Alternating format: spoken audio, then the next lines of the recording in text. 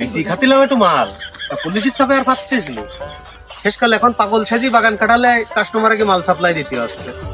যাই হোক, এই জায়গারই কথা তো কইলো, দেশে মালটা হেনে আস কিনা এই তো সেই বারঝাড়। ও কাকু, কাকু তুমি কি আসো বারঝাড়ের মধ্যে? থাকলে বেরু। আরে তোমার এত সময় লাগে আসতে, পিনিকুটি গেছে, তাড়াতাড়ি দাও, কথা কই না।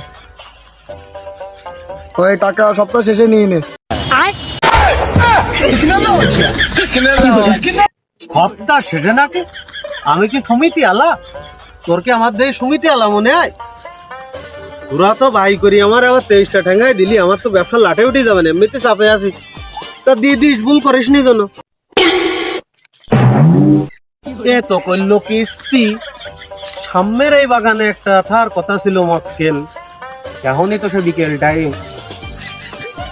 ও কাকু, কাকু বেরুই আইসো, দন্তস্থলী আইসে আইসো।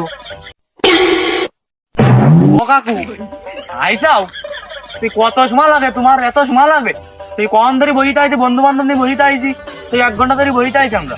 তাড়াতাড়ি দাও, 2 পিস দিবা। ওই টাকাটা শুক্রবারে নিয়ে নে, শুক্রবারে কিস্তি আস না, ওই কিস্তিতে দিয়ে দিবা না।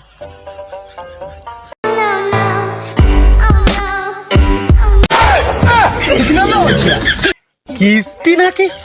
মালও কিস্তিতে বিক্রি হয়?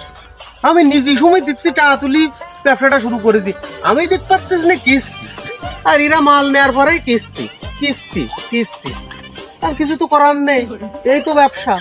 আর কিস্তিও যাও করতে তো। ও কাকু, শুক্রবারে টাকাটা দিয়ে দিস, জানালে বলে আমার সমস্যা, পরে বলে আর মাল দিবান না, দিয়ে দিস।